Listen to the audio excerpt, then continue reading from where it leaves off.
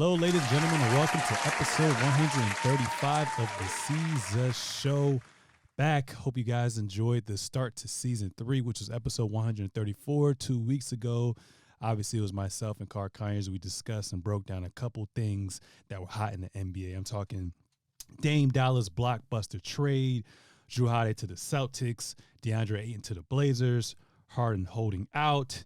Could AD potentially be the face of the Lakers? The NBA players' participation policy, Emo Jimmy, Nuggets repeating, and much, much, much more. Like I said, I hope you guys enjoyed that. Make sure to subscribe, share, spread the gospel on this fire content. Thanks. But before we get into today's hottest topics, ladies and gentlemen, make some noise for my boy, for my co-host, Conyers. Come on, man. How you been, man? Been alive, man. It's about all I got. Well, I'm glad that you're alive. I'm glad that you're healthy. Terrence couldn't be here yet again, but he will be on episode 136. So that is my fault. I got to hit the confirm button with him as well, too. But I hope you're watching this, Terrence. All love. Can't wait to see you next time as well, too. You ready to get into today's hottest topics, man? If this mic don't want to keep running away from me. Mike is crazy.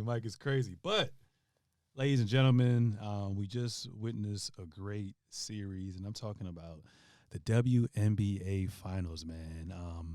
For you guys that don't know, the Las Vegas Aces two-peated and won a back-to-back championships, and Asia Wilson was the WNBA Finals MVP, racked up 24 points, 16 rebounds, and a steal, and a block to seal the deal in Game 4 as well, too. And this is pretty interesting because I'm not going to lie to you, like, I don't really watch too much of the WNBA, so I thought this was perfect to become a casual fan, and we were talking about this off air as well, too. What kind of helped was, like Carl said, like, there's a super team on each side as well, too. So to see star-studded power on both sides kind of just play at a high level was awesome. And I love that my mom freaking stays in Las Vegas, California. So I was able, and I was fortunate enough, she actually hit me a couple of days before Game 3 and was like, hey, come to Vegas, come visit, see me and your brother, and let's go to Game 3 of the WNBA Finals. And the atmosphere was sensational. Kind of gave me, like, it felt like I was at Cameron Indoor Stadium or at Chapel Hill. It's not as, because I know with Liberty they actually play with, at Barclays Center in New York. I think so, yeah. But with the Aces, they had their own little stadium that was, like, connected to the casino and mall and whatnot. Like, it was a whole process getting in there. Mm-hmm. Not as big, but it was big enough. And like I said, it was damn near sold out as well, too. I was just a little upset because I guess people, like, aren't too hip yet to the WNBA. And like I said, I feel like it's growing. But because we got there a little late because my brother was taking forever and we were in traffic. So we got there like 6 minutes into the first quarter. And there were people still rolling up, people at the concession stands. I'm like, yo, like, what y'all doing? This is a WNBA. This is a finals game right now. Right. Like, I would be glued to my seat. But no, the atmosphere was crazy. The skill level is amazing. And like I said, I'm definitely a fan, and I definitely want to, see more Sparks game as well too. So I don't have a team. Obviously, I'm from Virginia, but I live in LA. But I know a lot of people gonna say the Sparks. I'm gonna go on the bandwagon and say I'm gonna be an Aces fan moving forward, or Asia Wilson fan. And I was talking to Carl about this. She reminds me of a prime Chris Bosh. Like, she's really tough, can do it all. But what were your thoughts on the WNBA Finals, man? I thought it was a great finals. I will say I feel like it kind of, a lot of people who were paying attention to the whole season, especially the end of the season, felt that Asia Wilson got robbed of the regular season MVP. And I think the finals was kind of just a referendum on that to show that was actually the case. Yeah. She's just so dominant right now, and the Aces are so dominant right now. That's what's crazy is they were down 2 All-Star, 2 All-NBA caliber players, and they still won. So, and they were down in the second. They were down by like 9 or 10 going into the second half. So, I mean, it's just a great time for, I feel like, women's basketball in general. You have Angel Reese, Caitlin Clark, they just played their opening game on a football field, which low-key I think is dumb, only because, like, if you're high up in the stands, you can't see. But from the standpoint of they were able to sell out a football arena. I think they said it was the highest attendance for a WNBA, or not WNBA, but for a women's college basketball game. So I just think the sport is in a great place right now. And then you have all these great players. It's just really dope to see. So I'm happy that, you and other people are starting to pay more attention. So it's crazy. When I was younger, Detroit used to have a WNBA team. I didn't even know that. Yeah, and they were good. We won the ship in, I want to say, 06 or 07, one of those 2 years. Mm-hmm. But, especially back then, people weren't really paying attention to it as much. And I'll definitely be honest, I wasn't even paying attention to the NBA back then. Mm-hmm. But so they ended up moving. I forget which franchise they are now. But all that being said is I live in LA now, so I pretty much picked the Sparks because I don't have any other hometown team. Okay, cool. So, I said that Wilson reminded me of Chris Bosh, and I was talking to a few of my friends in the group chat talking about Breonna Stewart. Who do you think her game, if she was equated to an NBA player, who do you think she reminds you of? Because she does a little bit of everything. She's a Swiss Army knife. I would actually say KD. See, who said that? My cousin Purvis said KD too. Especially, I see a little bit of it, but I guess because she makes more what she's required to do more, I didn't necessarily see it. But in what ways do you think she reminds you of KD? For me, it's just like watching her play. Like her play style is very similar. Like her when she shoots the ball, like all of that. And then it's also just she's kind of the long, lanky, rangy forward. Puts up 20-plus points, 8 rebounds, couple of assists, steals, blocks, which is all pretty much what KD does. And then in the regular season, at least, does it in high efficiency. Postseason this year was a different story, but which also low-key can be KD sometimes. So, yeah, I don't know. For me, that's just like the closest comp that I can think of. Did you have someone else you? No, I was literally trying to figure it out, but I think that's a good comparison as well, too. Like I said, the only thing that kind of took away from me fully being locked in with that was just because she's required to do a lot more as opposed to KD. Or KD does a lot, but his scoring prowess gets overshadowed over everything else. But nah, she's tough. She's tough. But shout out to, like I said, the Las Vegas Aces, man. Great WNBA Finals, and like I said, I hope that the WNBA continues to grow, and they need bigger platforms as well too. So hopefully I'll reach out to the ones with the low followings, and maybe the ones in LA will be down to join on the Skype, hop on the pod, and just get their perspective for sure. And just to be real quick, they're cheap, y'all. Like, go to WNBA games. It's fun. It's like going to any other sporting event. You're gonna have a good time. The atmosphere is always great, and yeah, you can get good tickets for low prices right now. For the low, you can be balling out. You want to go on a date. You can get 100 level seats and not pay that much. You feel like, what I'm saying? Yeah. So yeah, I agree with that. Definitely get your tickets as well too. And I'll for sure be at some of the Sparks games for sure. Moving on to that, into the NBA, man. We talked about James Harden last week, calling Daryl Morey a liar, XYZ, figuring out if he's going to show up or not. And it looks like the relationship between James Harden and Daryl Morey is beyond repair. So apparently the other day, James Harden did not show up to practice, and the team seemed like they were blinded by it. You had Nick Nurse saying that he expected him to come to practice, but at the end of the day, he had the mindset, if you're here, you're here. If you're not, you're not. Joel Embiid came out and basically said, hey, I thought he was going to be here, but maybe something, happened. Maybe he had something to do. Maybe he had something to do. Maybe he has something to do. Yeah, hilarious. So, yeah, it's just a little crazy. And then you had, like, Brian Windhorst went on First Take today and said, James Harden came to the media last week, and he was talking to all the media heads, and we really believed that he was going to, put his pride to the side and play in X, Y, and Z, but we know what it is.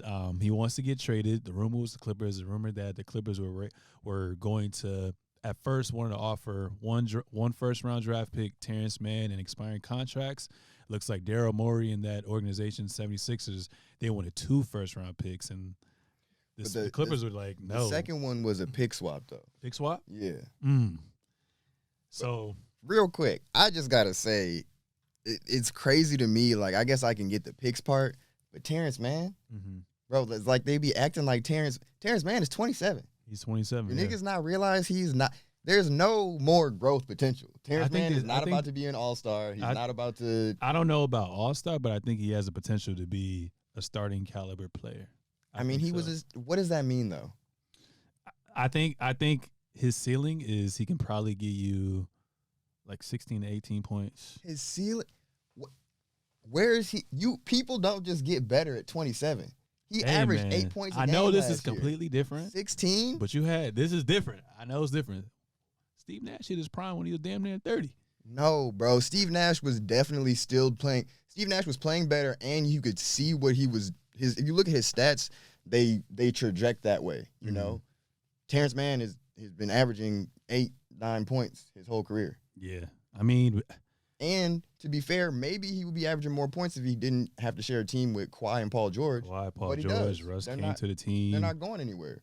And clearly you're not good enough to take shots away from any of those players. Mm-hmm. So, like, I don't know. My biggest thing is really just, like, he keeps coming up in these talks and they keep saying he's off limits. I mean, but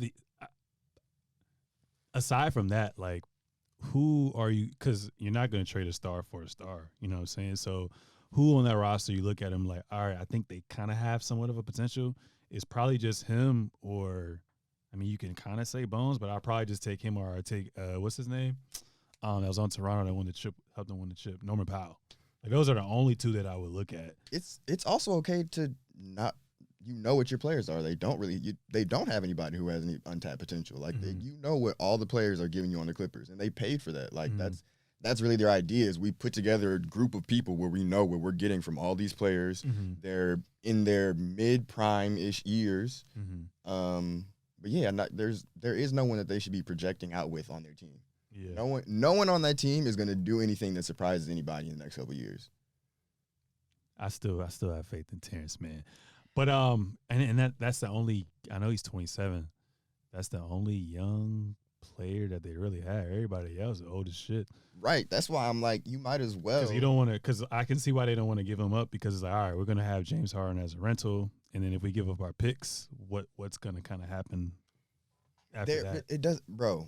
For me, it's like you're acting like, not you, I'm saying like the team is acting like they have any alternative. Like regardless, they're going to be fucked if this doesn't work out. They already kind of are, to be honest with you, because they have two of the most injured stars. Yeah. But if it doesn't work out with James Harden and Paul George, that one draft pick is not about to change their franchise around. Yeah. 9 times out of 10. You could have got Wemby, but like just the chances of that one pick being that consequential is just so low. Especially when, to be real, people and the Clippers are not known for drafting either. Yeah, so I don't know. Sometimes I still wish we kept Shea, and if Paul George didn't sign that extension with OKC, and Kawhi basically did what either LeBron did when he just went to the Lakers that first year by himself and just said fuck it, or I mean hindsight is stayed in Toronto that last year, then came to the Clippers. Like that would have been tough to see Shea as a point guard with those two as well, knowing their injury history. But if you're the Clippers, you just say fuck it and give them that pick. Yes, absolutely. I mean, one of the pundits I talked to, I wish, I listened to a lot. He said something I agree with is like these draft picks really get overrated. Like how often, I know I just said this, but how often are teams really hitting on their draft picks? Yeah.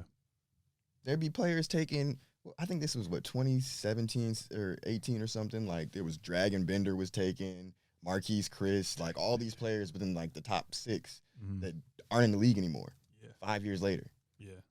So like Shea is the only one that I can think of from the Clippers in terms of drafting that was like really a success. Like they didn't even draft Zubac. The Lakers did. Yeah. Lakers did, yeah. I can't think of anybody else.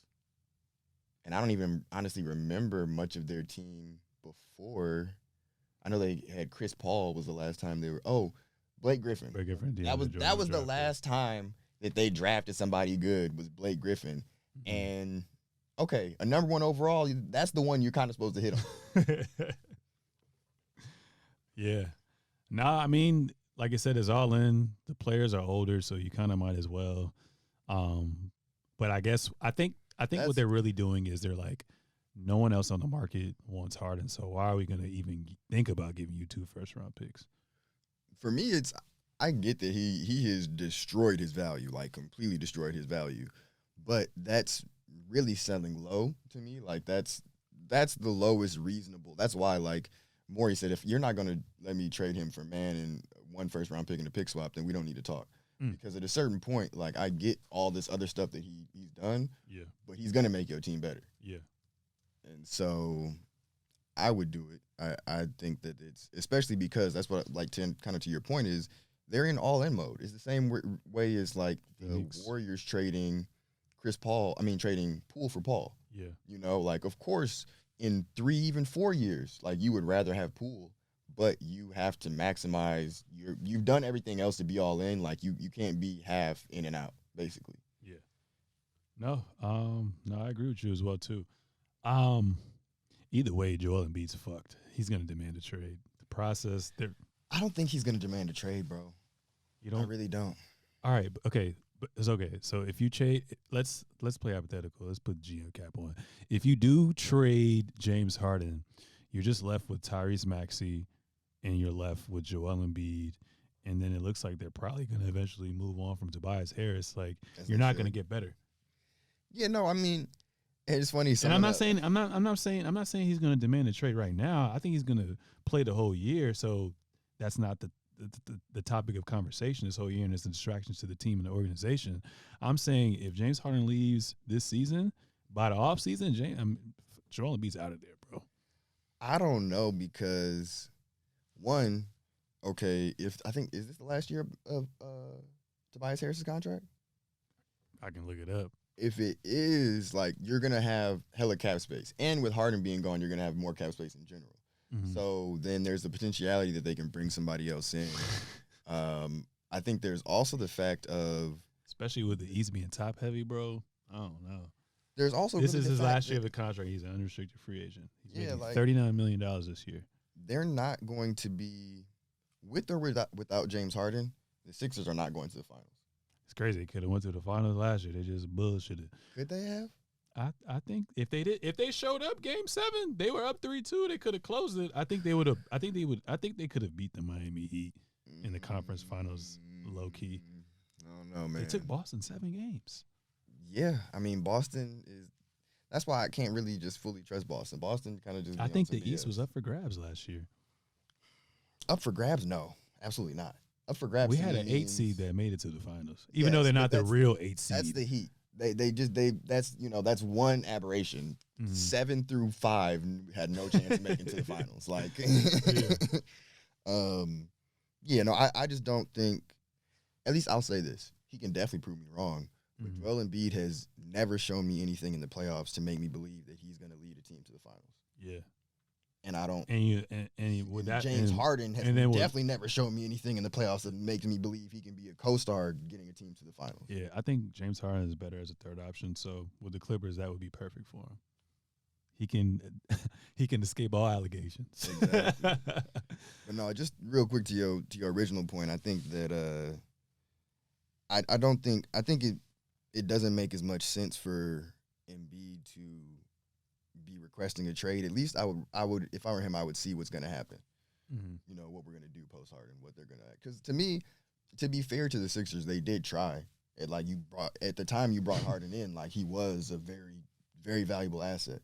It's just that he turned into being James Harden again. So yeah, because it's like you can have him on your team, but like if Philly had a legit number 2 behind Embiid, with Harden being that facilitator that he is with those pieces, then yeah. But you're asking Harden to be prime Harden with Embiid? Nah, that's not going to work. And I still think Tyrese Maxey has another level to go to. But he's not – I think they really need a wing? Drew Holiday. Or a wing for sure, but like neither – even say Harden were to play this year, him or Maxey are not defensive players at all. Mm-hmm. You know, and I don't see – Maxey, I think, could, of course, end up being a passable defensive player. Yeah. But he's never going to be – like a lockdown type person. Mm-hmm. So I think that's something that they need defense out of one of their guards. Mm-hmm. That's tough. Okay, so let's play hypotheticals again. Let's say if James Harden ends up going to the Clippers, if they're healthy, what is your opinion on that team? And do you see where they just say fuck it since it's positionless? You put like Kawhi at the 4, PG at the 3, and let Russ and Harden be in the backcourt because you're gonna need defense. Russ kind of proved, at least in the playoffs, that he was a capable defender when he wants to be. What do you do? I think that Russ would, if they get Harden, Russ coming off the bench. Off the bench again. You think he gonna accept that? I mean, he already accepted it with the Lakers. Yeah, so I don't think that it will be too huge of a thing for him to go back to what he was doing prior. Mm-hmm. I just, the biggest caveat, of course, is what you said, like assuming they're healthy. I can't assume that. I can't even imagine that. I haven't seen that.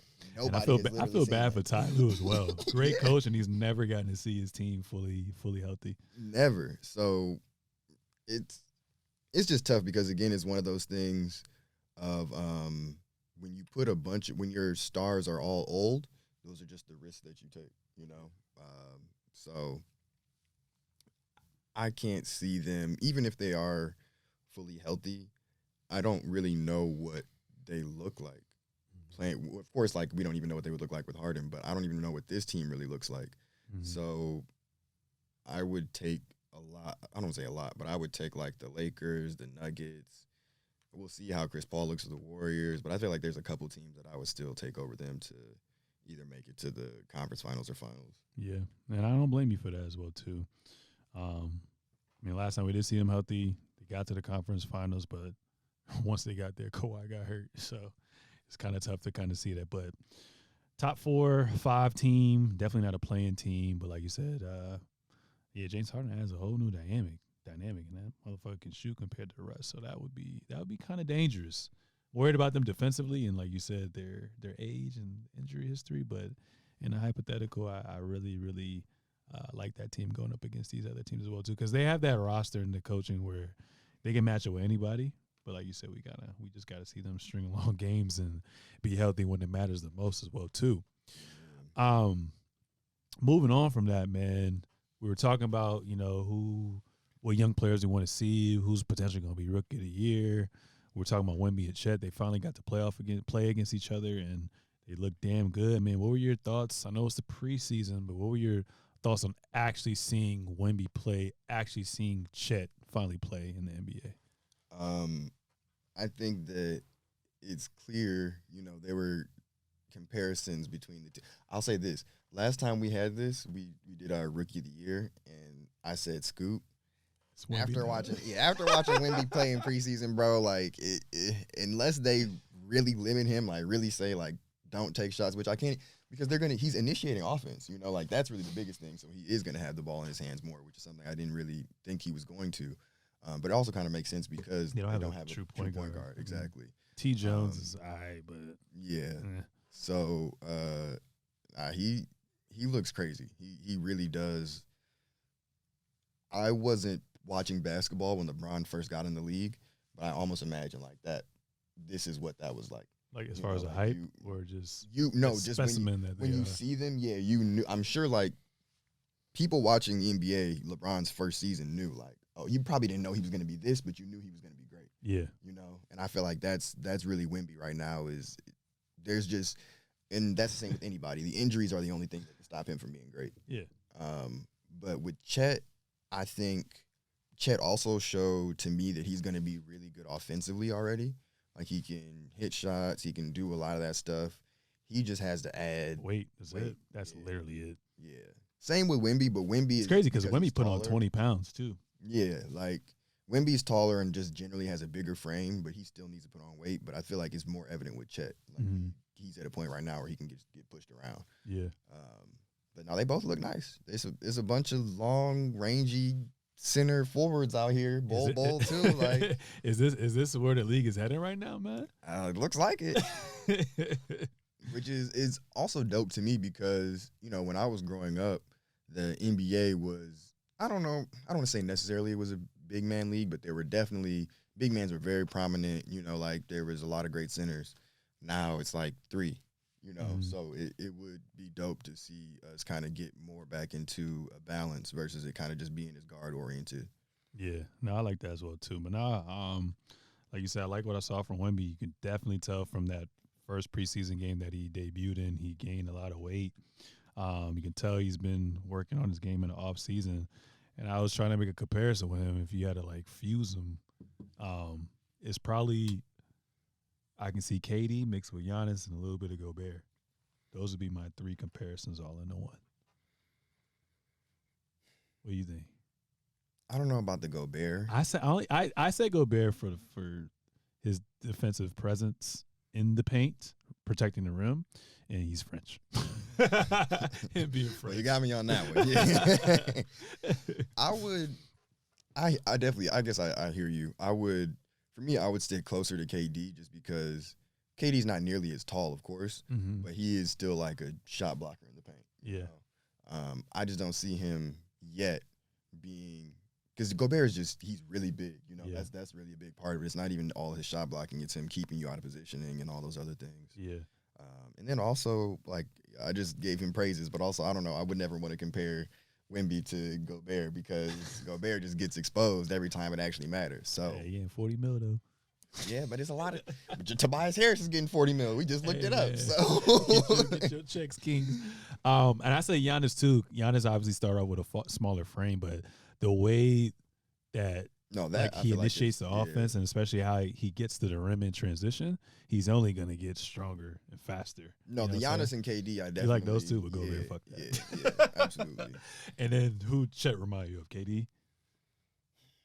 Porzingis? Like, I don't know. Bol. That's like Bol? Yeah, really. Okay. Like I don't think Chet necessarily reminds me of KD because he feels more like, and I'm sure they're probably similar heights, but Chet feels more like a center body. So I don't know. Interesting. OKC gonna be tough this year, bro. You think Chet's gonna definitely start? They need a big because I feel like at his max, at his ceiling, he's gonna be a power forward. Yeah, but then again, it's positionless. So I mean, I gotta see how he pans out as far as weight goes. But I see him playing the 4 like Giannis, like an AD. I know AD's moved to the 5 as of recent, but I see him playing the 4.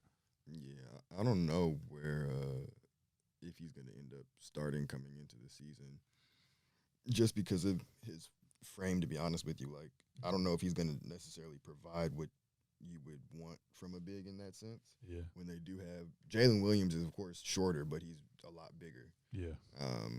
I still can't believe in the same draft they drafted 2 dudes with the same name. They drafted 2 Jalen Williamses in the same draft, and they're both good, which is crazy. Mm-hmm. But yeah, I just mainly agree with what you said. Like the Thunder, I think are going to be a problem, just like the Kings were in terms of like when you have a young team like that, they can run, has a bunch of talented players. And when a lot of the great teams right now feature a lot of old players, that's really when, you know, you start to have problems. Like when the Warriors was looking gassed playing the Kings in the fucking playoffs. Mm-hmm. Or back then, OKC and the Spurs. Yeah, yep. Man. Any impressions of Dame and Giannis? I know we talked about the potential of what they could be, and obviously we saw a little glimpse of them in the limited minutes that they played. Any thoughts of actually kind of seeing that pick and roll and, you know, seeing the attention that surrounds Dame now? Like, has your opinion changed on, you know, your early projections of them together? I feel like I was kind of high on them to begin with, so it's probably more in line with that still. I was watching one game, and it was like they were OKC, or when they played the Lakers.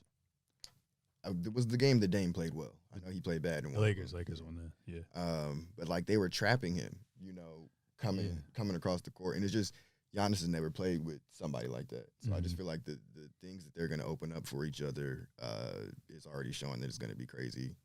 And I'll say this, like I trust now, especially also watching the Celtics play. I do think the Celtics are my final favorites. I think they're a deeper and better team, yep.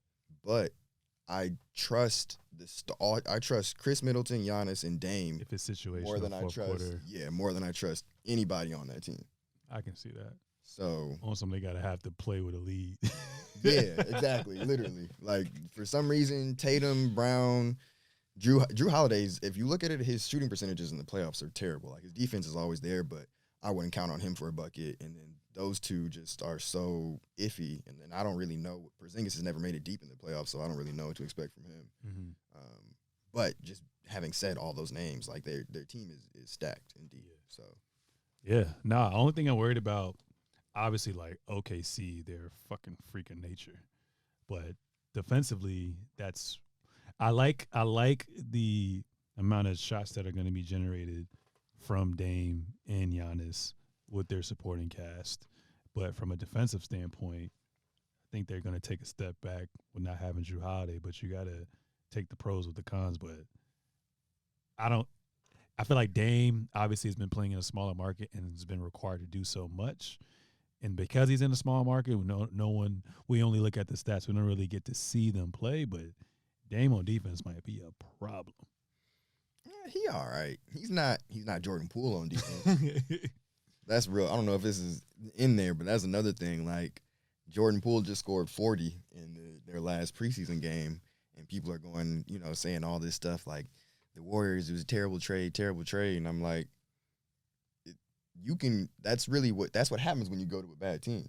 You get all the shots. Yes, we've seen him. He's now in a situation with one is preseason, and he's also in a situation with zero pressure, zero expectations, and where your defense doesn't really matter, as we know from watching the Wizards. So, I just don't. I think people are gonna say a lot of stuff depending on what he does this year, and like I did say earlier, I think in a couple of years you would rather have Poole, but I just don't think it's just because he's probably about to average over 20 a game, that doesn't necessarily mean in the right now that wasn't the best choice for them. Okay, I agree with you.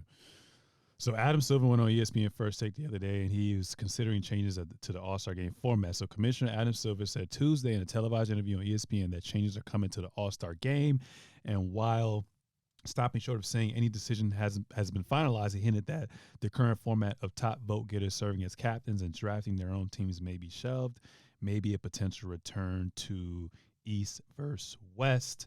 I like East versus West. The draft is cool, it gets more people viewing it and whatnot as well too. But like just last year itself, even though that it was exciting, kind of seeing them choose, from the pool from Team LeBron and Team Giannis. We're on the West Coast, so it don't matter. But like people on the East Coast, like that shit took a long ass time. And then not only doing that, having to go back into the locker room and then change just to come back out is kind of crazy itself. But I would like to see them going back to East versus West, and not even just East versus West. Take it back to the early 2000s where, depending on what team you are, you wore your home jersey. You know what I'm saying? Instead of having a uniform jersey as well, too. But what are your thoughts on, them potentially going to East versus West? The only thing I guess I have a problem with as well, too, is the talent pool. I feel like the West is kind of stacked compared to the East. Starters will be fine, but as far as that roster spot of 6 through 12, the West overshadows them. But then again, people don't really play for real. But what are your thoughts on East versus West format? Probably potentially going back. I mean, some of these teams that have been drafted have been, clearly one team was better. So yeah. I don't think that's as big of an issue. But no, I like the East versus West. I think it's the whole draft thing was a cool novelty thing. You got more people to pay attention, I'm sure. But I think just like the tradition of it and representing your conference, I think it just kind of makes it mean more. Only thing I will say is like with the jerseys, you don't want that? I like the idea of like when they had all their like individual jerseys with the All-Star and stuff like that. But like from a perspective of actually looking at it on the court, it's just it looks better to have two jerseys versus 18 or whatever, how many, 13, 14. So yeah, I think it's just kind of too busy sometimes when they all have a bunch of different colors and stuff like that. Okay, cool. And then what about captains? You care for that? I mean, I guess it doesn't matter if they're they going go to be back East versus West. Yeah, there's no. You just know who the leading vote getter is. Mm-hmm. Okay, or what if, maybe this is weird, what if you had your all-star captains, you had the all-star, so you had the West starting five and East starting five, but you choose from the East and West in that pool as the reserves? So how exactly? So your starting five is going to be from the West, starting five is still going to be from the East, And but the captains reserves. get to choose the reserves on if they want them to come to the conference. You like that, or it doesn't really matter? I think at that point, Too complicated. Well, at that point, you're just not doing. Then it's not East versus West. Yeah, it's not East versus West. Yeah, you're kind of just doing the same thing. Mm-hmm. Because I think that's what it. No, yeah, that's not what it is. But yeah, I would just be cool with them. East versus West. Yeah. And do you think there's anything that they can do? Because you get money if you win, and also you get to donate to the charity of your choice, as far as like the captains go. But is there any way to make it more competitive, taking into consideration, injuries and playing for the ultimate prize, which is the NBA championship? Or maybe instead of having a time limit, maybe you just have a score to play at each quarter or something like that. Isn't that what it is right now? So I think they just have the time limit, and whoever has the most points within that quarter, it goes to the charity, and then they have to reach a certain point in a certain number in the fourth quarter. Yeah. But how do you make it competitive? Because it was competitive. Rest in peace to Kobe. When Kobe passed away, and then they had that when they finally changed the format. At least when they got to the fourth quarter, everyone was locked in. Like, oh, okay, like this is fucking cool. But like ever since then, the product's been bad. Yeah, I mean, I think it's more of a symptom of the players in the NBA today. I don't know if there's necessarily anything. There's things I guess they could do to maybe push it along a little bit, but it really is like the players themselves have to try and take it more seriously. But I just don't think that they do. Yeah, and I don't know what way to make them, but now they have this in-season tournament, so maybe that'll be something where hopefully they put in more effort.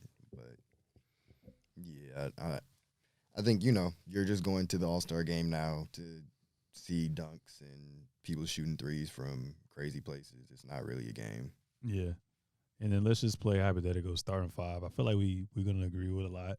I feel like from the East, backcourt, Donovan Mitchell, Damian Lillard, front court, Giannis, Tatum, and Embiid. Do you see any changes? I think that's pretty unanimous. Maybe.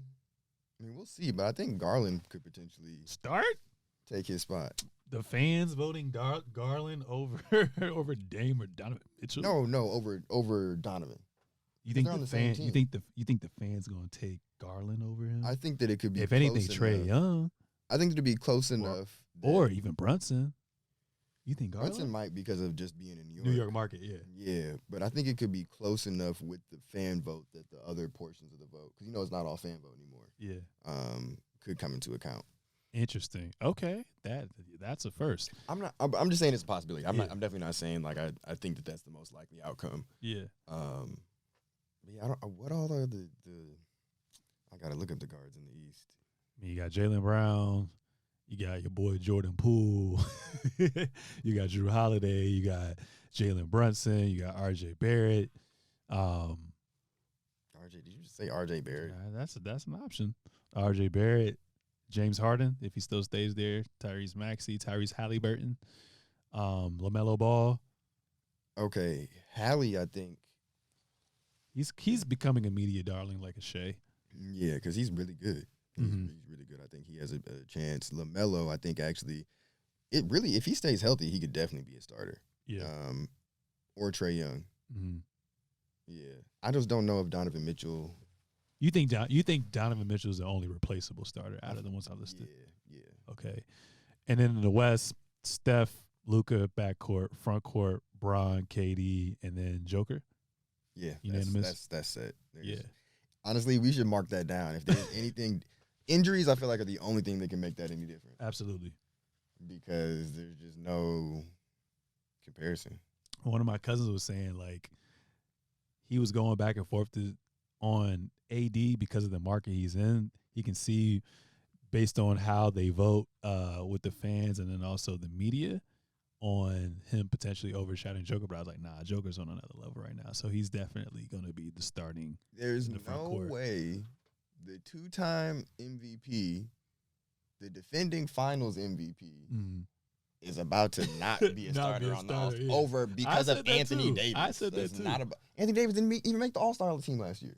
Now, that he was more hurt, because right? that was more because of injuries, but still, like that's something I can count on. Yeah. Is him missing X amount of games and that factoring into his All-Star thing. But there's just no way. But also, to be real, like we talk about the market, and of course, Los Angeles is the biggest market outside of New York for this stuff. But there's nothing like these international players because his entire country is going to vote for him. Yeah. Zaza Pachulia was almost a starter a couple of years ago because his whole literally like you don't like Jokic is going to have all the people in Denver plus an entire country overseas voting for him. There's just no way. Yeah. That's true. We're going to see. But then you got fucking country like China who most of the fans are Lakers fans. And China has way more people than fucking Slovenia. It'd be different Serbia. if people loved AD. They don't. They love the Lakers though. But they don't love AD. You got that. They're gonna vote for Bron. I guarantee you that. Vote for Bron. But they do not love AD, bro. No, but I agree. Luka, Steph in the backcourt, front court, Bron, KD, Joker. Absolutely. Yeah. That would be a travesty. I don't think I can think of any time where, and I know he didn't win MVP last year, but he basically did, and he won Finals MVP. I can't think of a time where someone who is coming off of a season like that, the following season, unless he completely dropped off or got injured, wasn't like an all-star starter. Wasn't Embiid not an all-star starter last year? Embiid didn't do none of the things. It's because I know what I'm saying, but like he was all NBA first team. Obviously, he won the regular season MVP last year, but it wasn't because until KD got hurt he became a starter because Jason Tatum took that spot. That's crazy too. But it's because Jokic, because they're giving them basically one center spot, and Jokic is clearly the better. So that's to me also the thing. You know, like I just don't see he's the best center in the league, and it's not really close. Yeah. And there's never been a case where the best someone at their position is. I'm just talking about from the East in general. Like Embiid not being a starter is kind of wild. And then that also brings into consideration, like, I know it's positionless. Should we go back to the guard, forward, center format? I think so. But also I think with Embiid, Embiid won MVP last year because he was whining, to be fair. You know, like he had the stats were good enough. They always have the MVP fatigue with somebody who's won it multiple times. But everyone, honestly, I think I might have been comparing this to Breonna Stewart. Like everyone during the playoffs and after the season was over was like, he shouldn't have won MVP. So, and to be fair, I feel like his MVP push really became more credible towards the end of the season. That's the thing about the All-Stars, is because it happens so early or like halfway through the season, it's not really indicative of how the season as a whole went. Yeah. Okay. No, I agree with that. And then my last question with this, since we're talking MVP, who's your early MVP favorite? Yoke. Again? Yeah. This year? You don't think they're going to be bored, even though he took a year off? I think that's exactly why he's going to win it. Because he took a year off, and in that year, he proved that he should have won it again. Interesting. Everyone else, like Luka is always in there, but his team I don't think is going to be good enough. Bron is too old to me. You know, Tatum, again, like I said, I don't trust him. He could potentially do it. You don't think Tatum team too stacked for him to get it? No, because none of those other guys are – it's not the same as, like, KD and Steph, you know? I don't think none of his other players are – like, Jaylen Brown is the only other all-NBA caliber player. So I don't think that they're going to – and there's no other generational player, that's for sure, on his team. So I don't think they're gonna hold him back from anything. What if, let's say, hypothetically speaking, the Warriors managed to get like a top 3 seed? You think Steph gets it? Steph could. I mean, Steph was in the first 2 months of the season last year. He was OD. One of the MVP favorites. Yeah. So that's always possible. But if I just had to pick somebody, I think it's the overwhelming favorite for me right now. It's Joker. Yeah. Yeah, that's tough, man. I don't know. I probably because to be real quick, I feel like Giannis and Dame take away more from each other than anybody on the Celtics do, because those are two like guy alphas that could be scoring over 25, 26 points a game. Mm-hmm. I wanted to actually go with Giannis, but you made a good point of them. Like the votes are going to get split. I like Jokers, but I feel like they're not going to vote for him this year. So I think it's going to be someone we don't expect, and I think it's going to be like, because I remember that year that Russell Westbrook won. I think they were the 5 seed going up against Houston with a 4 seed. So I can see some goofy shit this year, just out of fatigue, and then the stackness with teams. Historic shit. Yeah.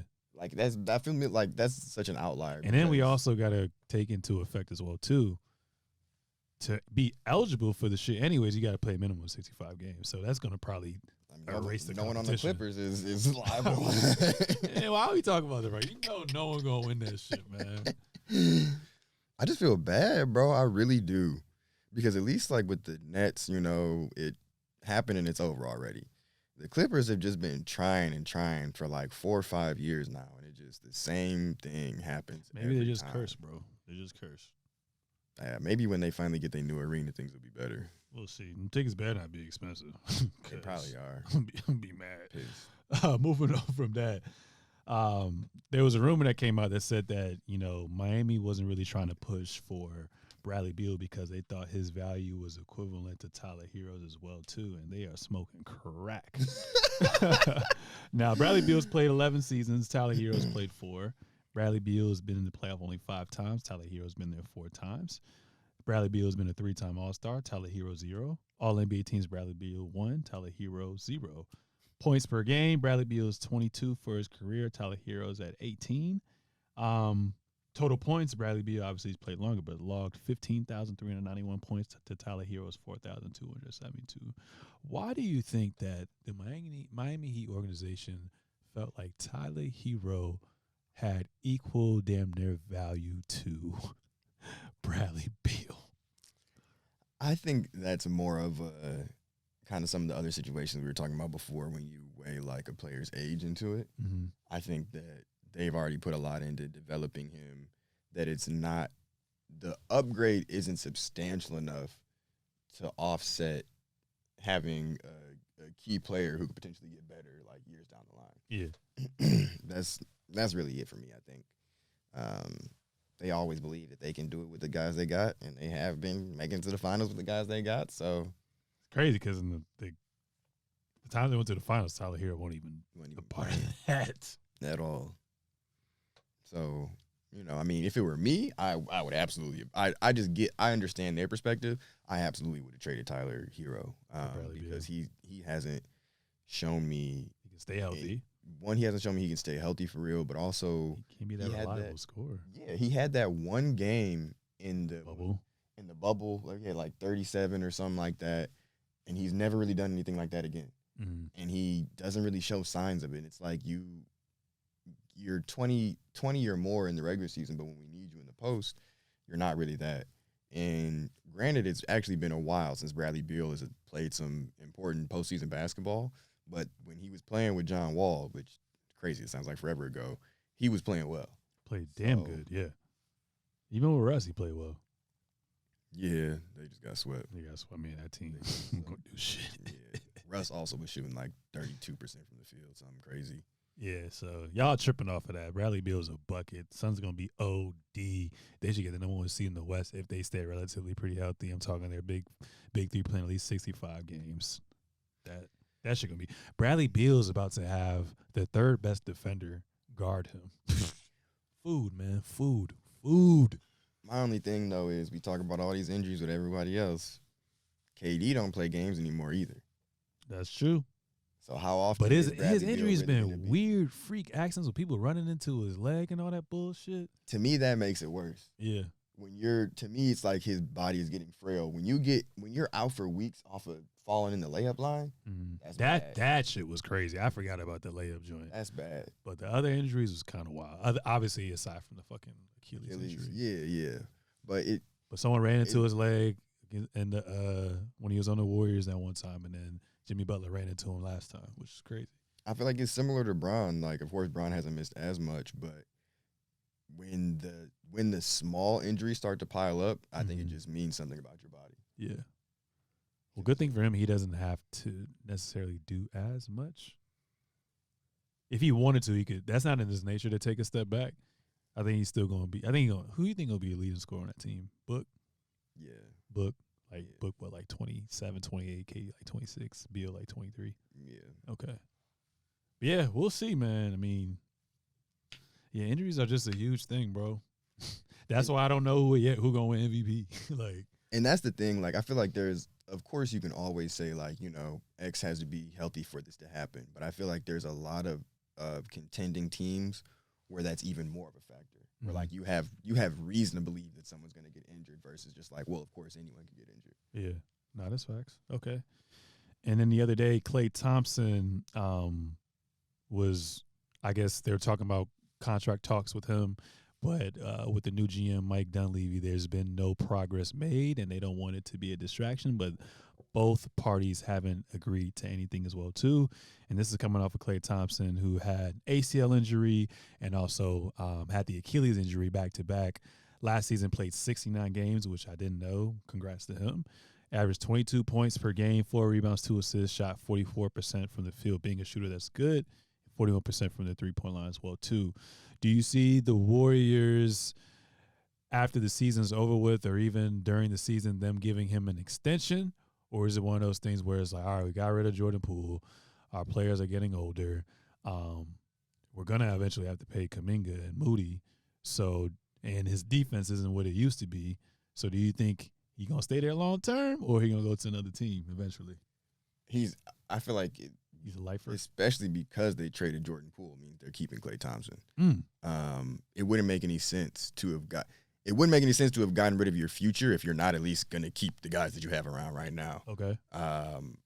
So yeah, no, there's just no way Klay Thompson's going to be there. And then I don't think that really, like, Kuminga might be the one who demands a lot of money, but I don't think Kuminga might be all right this year. We're gonna see. Yeah, but I don't think Moody's ever going to be. He could be a good role player, but I don't think that his contract, like when it comes to contract extensions, I don't think his contract is going to break the bank or anything like that. Because Wiggins making what, like, damn near almost 30 mil, Draymond 30 mil, Steph, damn near 50 mil, Klay getting paid like 40 mil this year too. Yeah. Chris Paul getting paid 30 mil. Obviously, he's probably going to be there for a year, or he may take a pay cut next year. But you can't have all of them now with the new CBA, so they're going to have to definitely make a choice. Do you go after the name, or do you go after what's promising? And that's why I say promising with the re-up of Wiggins and then Kuminga potentially. I don't know. I think, well, Draymond still has to re-sign, doesn't he? I think he just signed a contract this offseason. Did he? I think so, right? I think he got paid this year. I think Draymond Green got a new contract, right? $100 million contract that goes on until 26, 27. I want to say he did. I think it was a 4-year, $100 million contract. Oh, okay. Well, then that's actually really good, though. That's only $25 million a year. Yeah. For a player of like that caliber. Mm-hmm. So I think that they're guys, like, of course Steph is going to stay on the max, but Draymond's taking a pay cut. We'll see what Wiggins' future is. I think he only has, 2 more years left on his deal. Mm-hmm. Yeah, no, I just think they're keeping Klay. I think that's really the bottom line. Like, they'll figure all the other stuff he's out. There for a while.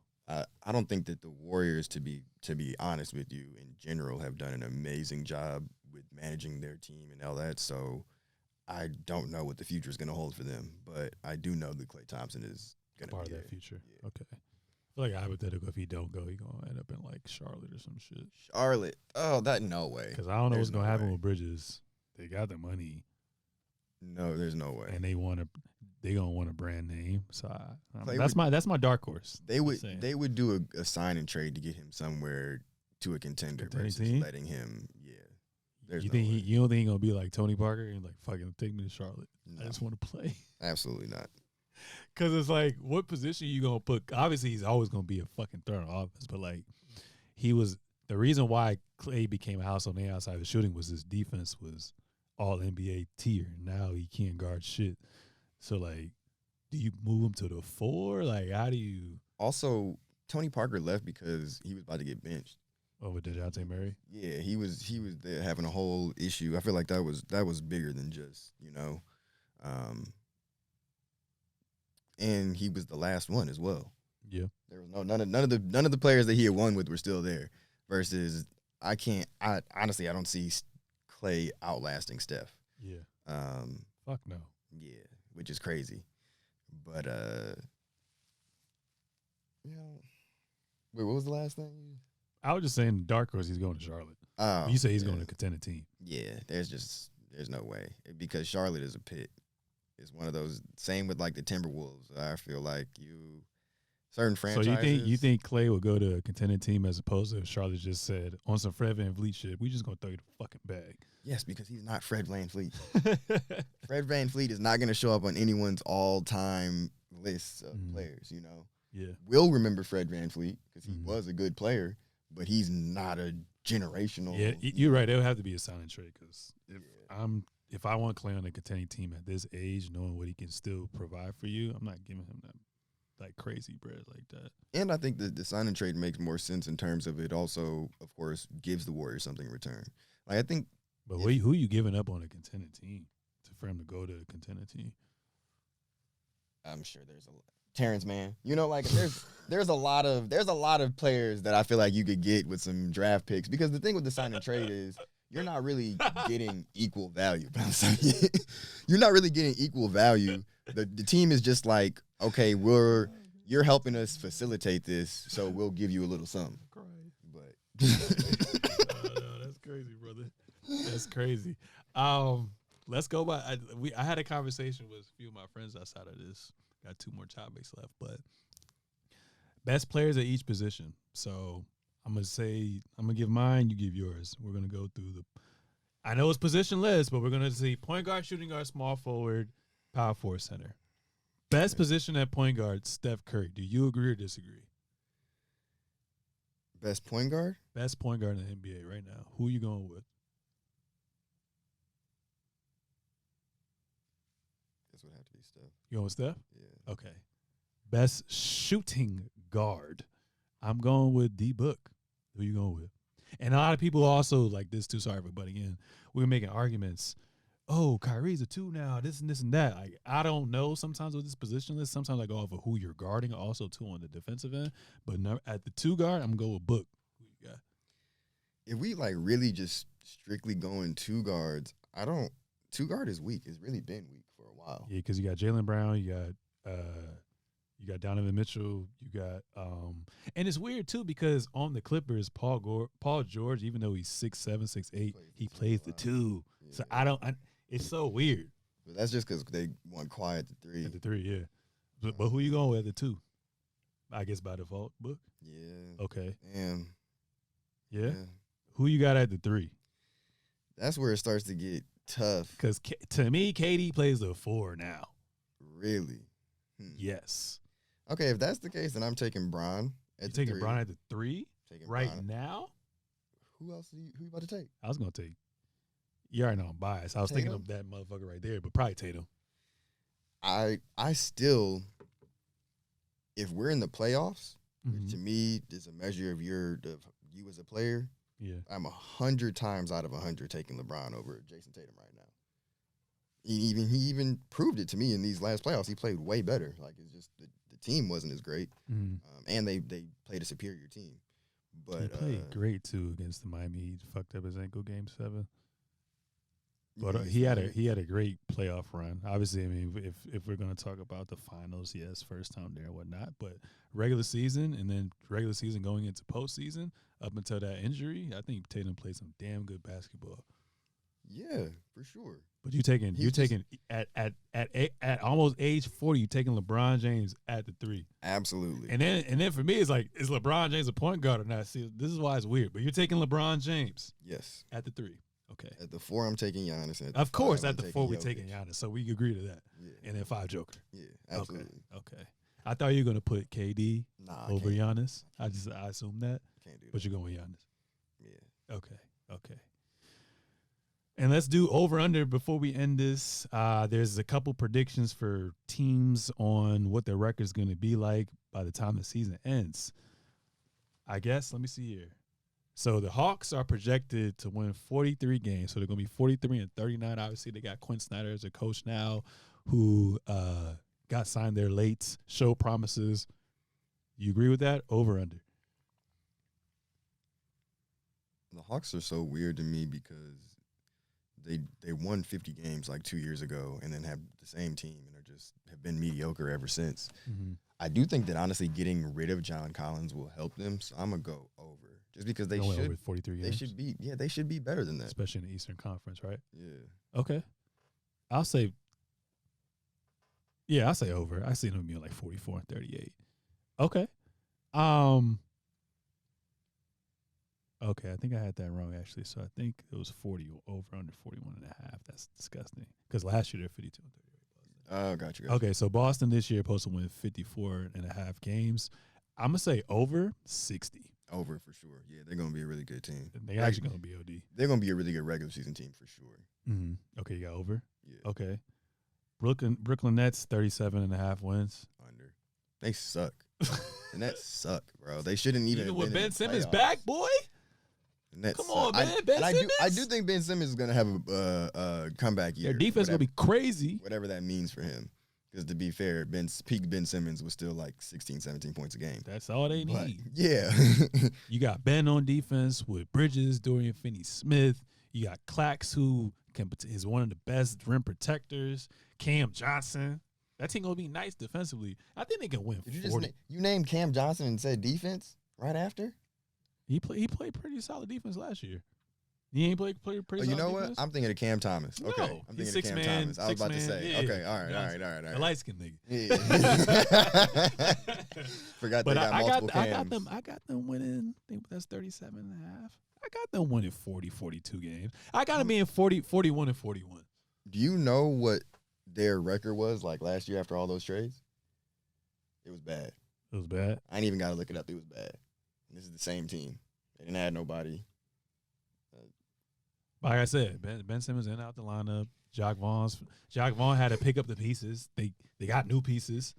They're just not to me. They're just not a good team.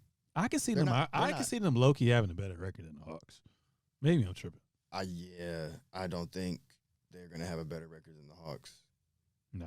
Okay. They don't have any Bridges was scoring for them, but they don't have a go-to person on that team. Yeah. Okay. Charlotte Hornets over under 30.5. I'm gonna be real. I want to say under because they suck. Oh. But maybe getting out from the thumb of Michael Jordan will change something. I don't think so because this offseason they just have had even more problems. They still for some reason want to have Miles Bridges on their team. They just had to waive Kai Jones. I don't know what they got going on.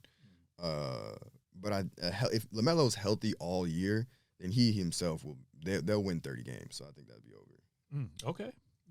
I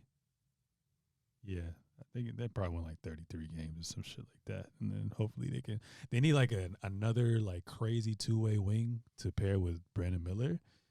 Or if they can get like a nice ass big, that would be fucking tough in the draft.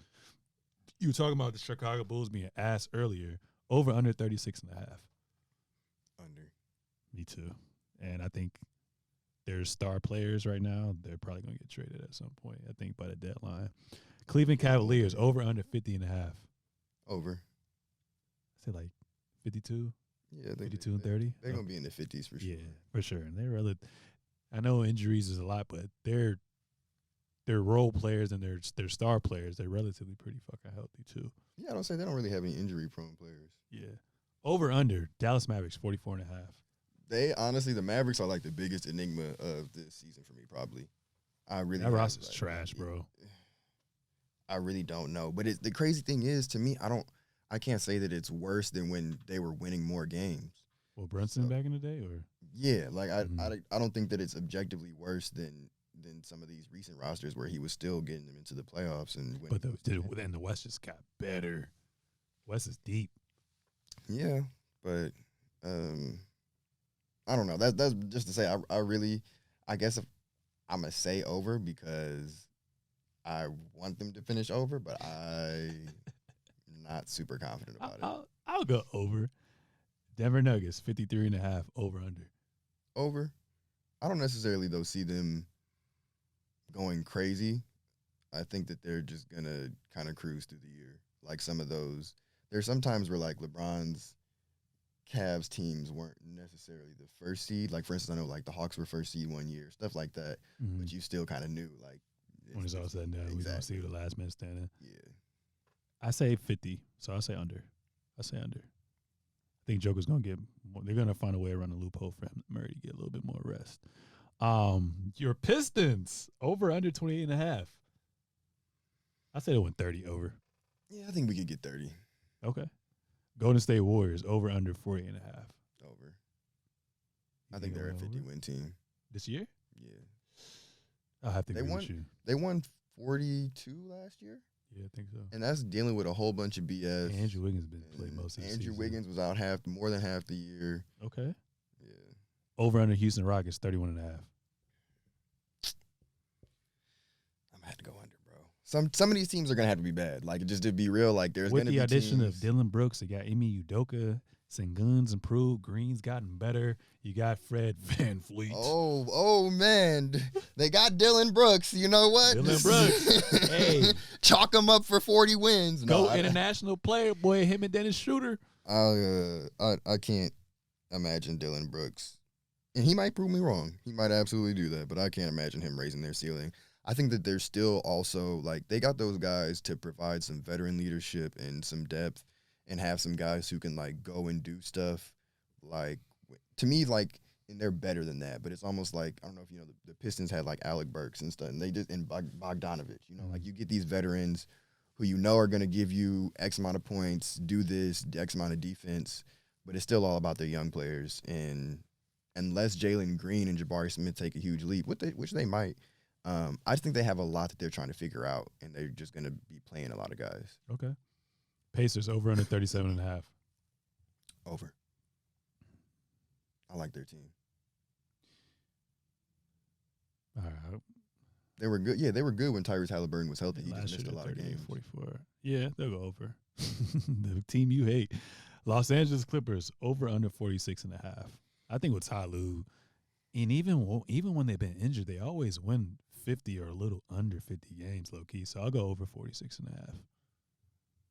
Last year they won 47 games with these two niggas not being in the rotation consistently. Under? Yeah. You want to make a bet? I lose all my bets with Terrence. You want to make a bet? I would never bet on the Clippers. So you want? There's some of these other teams we could do something on, but this is to me. You like, want to bet with this one? No, absolutely not. They gonna win over 46. I also have no clue. Like, I don't know if they're about to get James Harden. I don't know what their team is about to look like. I don't know who's gonna play, who's not gonna play. Okay, Lakers over under 47.5. I got over 50-win team. Yeah, they tripping. Memphis Grizzlies, no job for the first half. Over under 46.5. They got a great winning record without him. Obviously, they lost some pieces in your boy Dylan Brooks, but they got Marcus Martin, veteran leader, Derrick Rose. So we hope JJJ and Desmond Bane can take that next leap. Obviously, Steven Adams was in and out that lineup all year long, and then they lost homie who messed up his foot, Brandon Clark or some shit. What's his name? He's still on the team. I don't know. I don't remember. Yeah, he tore his Achilles. Okay. So he might not be back for like halfway through the year or something like that. But I don't even know about the Grizzlies again too. But I'm gonna have to go over. I need to we should have been marking these down because I want to look at how many 50-win teams we saying because everybody can't win 50 games. I'm gonna say under with them. I think this is a lost season for them. Miami Heat over under 40.5. I say under. Last year they won 50. Yeah. They won 50. No. I think that's what they want them to have.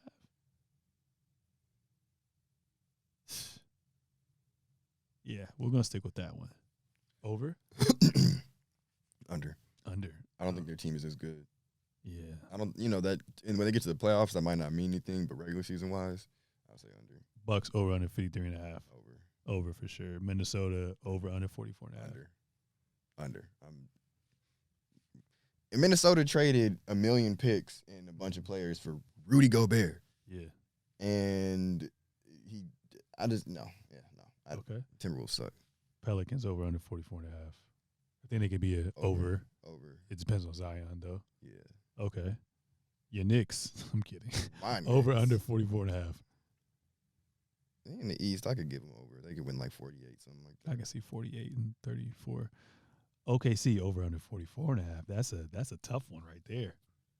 I'm gonna say under just because it's so stacked in the West. See, yeah, I can say under like 42 and 40, But I like think 41, there's gonna be 41. A lot of close games, yeah. Okay. Orlando Magic, who could have potential in the future to be OKC size wise, over under 36. I got under. It's the East though. Over, but not much. I think they still finished less than 40 wins. 76 is over under 49.5 under. Under. Almost done here. Phoenix Suns over under 52.5 over. I got over. Yeah. Okay. Portland Trailblazers. They ain't even give them. They ain't even give them nothing. That must have been before the trade, maybe. Okay. Kings over under 44.5. I got over. Over, yeah. Okay. San Antonio Spurs over under 20.5. Over 28 games. Then what do you think they'll win? I think Wemby can get you to 30. Okay. All right. I say under. Raptors 36.5 over under. Under 2. Raptors suck. Utah over under 35.5. Over. Me too. Peyton's Wizards. Jesus, over 24. Under 24.5. Damn. I think they can win over 24 games. Hey, bro, it was definitely some teams on here that are worse than them, and they ain't giving them 24. That's crazy. I'm gonna give them over. That's crazy. That's nasty, brother. That's nasty. Okay. Real Rapper Cap, I forgot about this. Real Rapper Cap, OKC will make the playoffs this year. They were close last year. Real rap, I think the play-in can get them there. Okay. Real Rapper Cap. Jordan Poole make an All-Star this year. Hell no. His team has to be good, and they're not going to be good. Bradley Beal was averaging 30 and didn't make the All-Star team on this same Wizards team. That's actually wild. And Porzingis had a great year, too. Yeah, you're not. Your team can't be trash unless you're like Kevin Love was good for so long on bad teams that they're finally like, okay, bet. But, yeah, definitely not in your first year of being on a bad team and putting up a lot of points. Okay. Real Rapper Cap. Olympic Melo will come back next year. For Real the quick, Olympics. I think he might be able to win Most Improved, though. Jordan Poole? Mm-hmm. I can see that. Let me think.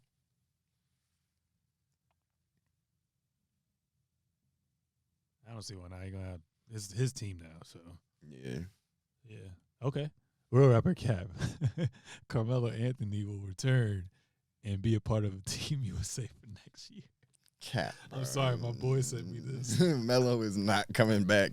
First of all, they're not going to ask Melo back, so it's past that. Real Rapper Cap. Dwight Howard and DeMarcus Cousins will find their way on the NBA team before the season's over. Even if it's for a 10-day contract.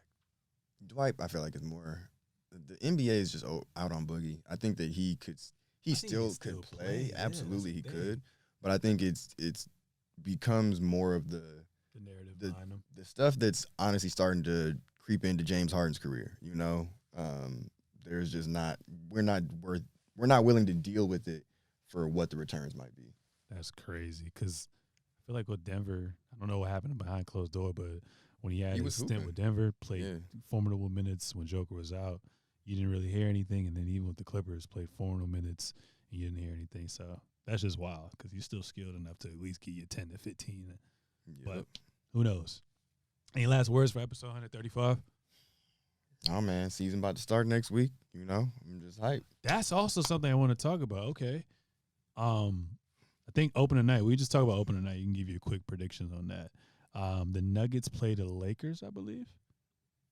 Let me see. Opening night, NBA opening night. Okay. Yeah. Nuggets play the Lakers. Who you got? Nuggets get their ring. AD, obviously, media day was saying, like, we've been circling this game. We know what's up. I got the Lakers beating them on the road. It's tough because that's this first game, especially when it's. Then again, first game, LeBron be bullshitting. Yeah, but that team, I really like this Lakers team though, man. To me, it's not even going to be what team is necessarily better. because I think there's so many other things that come into play on opening night. Oh yeah, especially when it's opening night versus a team that you just beat or beat you in the playoffs. So I think that just because of all of that, the Lakers are probably going to win. But I don't think that's going to mean they're a better team. Okay, and then Phoenix versus Golden State. Golden State. I think Steph going to go crazy. I do think. Nah, Phoenix, bro. I got Phoenix. Right. But we're gonna see. It's gonna be a good game. They don't have nobody to contain him. Who's Steph? Yes. They don't got no one to contain their big three too. They have at least like Wiggins. Like they have some defensive players. They don't have no defensive guards. Yeah, because I'm assuming Draymond's not playing, right? I think he is. His foot still hurt or not? I'm not sure. Because if it's not, it's probably going to be Steph, Klay, Kuminga, Wiggins, and Looney. Mm-hmm. Who you putting on? KD? Wiggins? Well, I guess I was. I don't know about Draymond yet, so I was assuming Draymond is playing. I don't think he's playing. I don't think Draymond's playing. I think he's still hurt.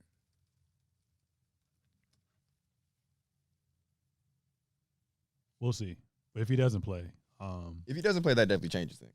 Yeah. I would probably pick more of the Suns. But if it's a fully healthy team, yeah, you putting Draymond on KD, you putting Wiggins on Book, and then you deal with Booker. But you at least have someone to put on two of their stars versus tough for him, yeah. Okay, cool. Any closing remarks for episode 135? Nah, man.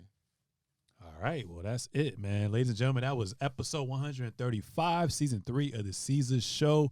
Appreciate you paying for being behind the scenes and always putting in that work. Always. Make sure to subscribe on all forms of social media at TheSeezusShow, Show, at Sir Seezus, at Carl Conyers, at Terrence Whaley _ we out.